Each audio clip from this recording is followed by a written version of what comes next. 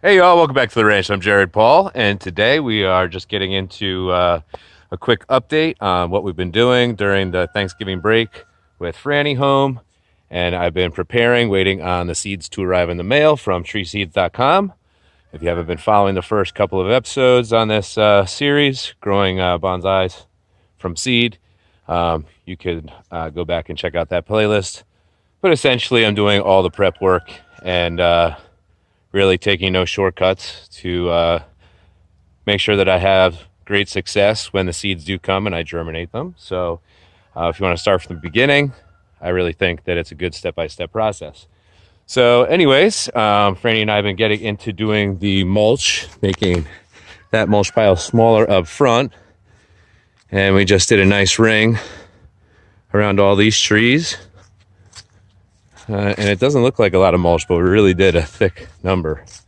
So her carrying those 5-gallon buckets is pretty funny. It's cute. So yeah, I just think it's a nice natural way to protect the roots over winter. Kind of give a little weed blocker, make my life easier when I'm mowing. So that's what we've been doing up here. You'll probably hear Carl in the back. Holy cow, he's going nuts. So yeah, but I'll show you where the seed trays are at and stuff. I got it all set up downstairs in the basement. So that's what's coming up on today's episode of Jarhead Bonsai.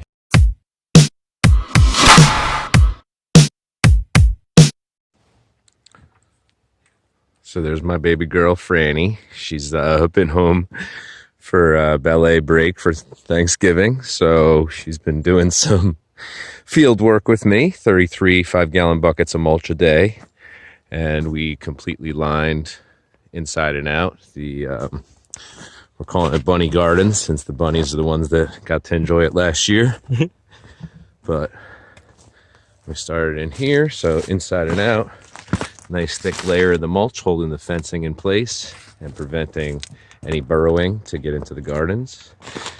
And we did up front of the house, maybe I'll show you that a little later, some circular things of cardboard and mulch to go underneath the trees. So when I'm mowing this coming year, I don't get clotheslined by the branches. I think it's also really good for the trees too. So anyway, as you see, the nice bright pops of green, those are the 500 white spruce that successfully took this spring.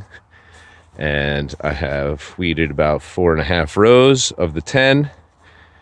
And now we're just putting down another layer of cardboard and the bark mulch as a weed barrier. And it's also really good as a temperature and moisture retention from what I've noticed. These sandbags that all these trees are planted in, they're not planted in the ground. They all stay nice and moist between watering. So the system is working. You know, save your boxes, save your money on the weed barrier. That really, the cardboard does such a better job, and we've already made it. So recycle, yeah, and put your kids to work. Every fifth time she goes with 2 buckets, I make her carry one overhead to work on her ab strength and shoulders and stuff. Even the raking's good exercise.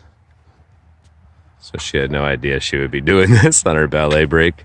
And also she does her ballet workouts and does class every day too. Really, she's really committed. Anyways, proud of this kid.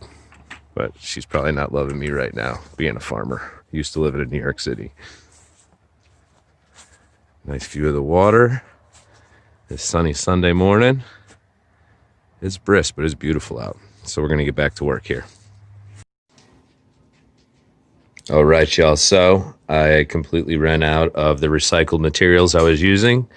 Both the pads, I ran out of those. So I got to use it, or the pouches, I got to use those twice. These are the new ones. They're much easier to fill. And so I'm doing 7x7 and then one extra to do 50 in each tray. So I got to not enough, about 79, I believe, before I ran out of soil. So I got this stuff in. I still don't have my seeds in, but I'm just gonna keep this in the episode or the video that has me getting the seeds and planting those. So you'll be seeing that as part of this. So I also picked up some tree, shrub, and evergreen fertilizer, and this is 1648. So that goes directly on the soil. So I'm going to water that in next time I water my indoor trees. So I'm excited to be doing that. I'm going to do it on the houseplants as well. That was just a bonus. It was only like $7. And then this is nice and light. This is seed starting potting mix. So, I'm really pleased with how light this is. I know that they did a really good job putting this together, but what I also wanted as a part of it to make it even lighter and also retain some moisture is this spot gum peat moss. So all in all, this is only $15. So I felt that was well worth it. So while I watch, oh, they must have changed the channel on me. I'm supposed to be watching the English Premier League. Next game kickoff, so the Everton game. So I'm going to get to that, and I'm going to stuff these pouches while I'm doing it, multitasking. So cheers, y'all. All right, so just look how nice and light this is. Like, this is really ideal. And you get the benefits of a little bit of perlite. That's that little white pop in there, but not too much, because you want these really, really fine grains and granules. I actually have some coffee grinds I think I'm going to till in with this as well.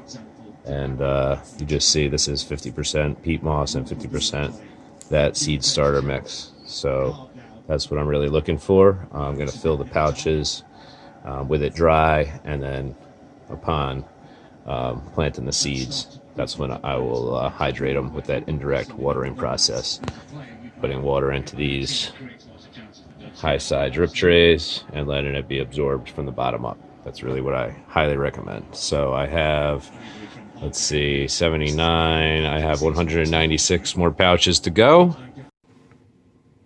All right, so I think a more efficient thing would be to keep it in this larger, flatter tray to scoop out of, rather than that pot. So I did go ahead and grab used coffee grinds. This is from an organic coffee that we have every morning. Typically, I just take it and I put it on top of the soil in one of my random trees or plants that are upstairs. This way they're continuously getting fed the nutrients from the coffee. And I use it every day, so why not utilize it? But this one I've been storing up for this seed mixture, so now I just tossed it in. I wish you could actually feel how light this mixture of three things is. Now the seed starter mix, the peat moss, and coffee grind. So I would say it's probably 2 parts of the starter mix, 2 parts peat moss, 1 part coffee grinds now. And the exciting thing about this is there's 7 rows in each tray, so I'll be able to try all the different sediments along the way with the different tree species, and it's kind of like a little science experiment. Okay, which one did better with each? I'm not just going to plant, say, one species in the original one that had some topsoil from a different source mixed in there and the recycled stuff, as opposed to the mixture with just the 2 things. And now moving forward, I'm going to have these coffee grinds mixed in. So that's 3 different soils that we're testing with each of the 11 tree seeds that are coming in. So that's one of the things I like to do, test it. And this way, for the next time, what's the best course. All right, I'm going to get to stuffing the rest of these and give you the update soon. All right, y'all. So these pouches, when they're new and with this nice light soil, the spoon fits directly in there. So I wasn't just being like ghetto or looking for the easiest tool. This is actually a perfect tool. And you see, you want to get it basically to the top there. It'll settle down a little bit once the seed's planted and it's watered. But anyways, this mixture is working really well. And I didn't talk yet about the benefit to these pouches. You're probably wondering, okay, what's with the pouches? A, they're biodegradable. And B, they help you stay organized, keep your seeds separated appropriately so you don't have to separate seedlings that are growing roots on top of each other. And then when it comes time for the first transplant, you don't have to disrupt the roots really at all. And it grows, the stronger ones grow right through this bag. So you can plant it right in the nice little pouch, and that really makes your life 100% easier. And knowing, learning from experience, it makes your survival rate going from a little seedling tree into the next stage where you get to prune it and that it's survived. So really highly recommend these pouches. It's been a while, so I don't remember where I went, but if you went on and looked for biodegradable planting pouches, they'll probably be for little tomatoes and veggie gardens, not necessarily for trees, but great for bonsai nonetheless. So yeah, just wanted to share that with you.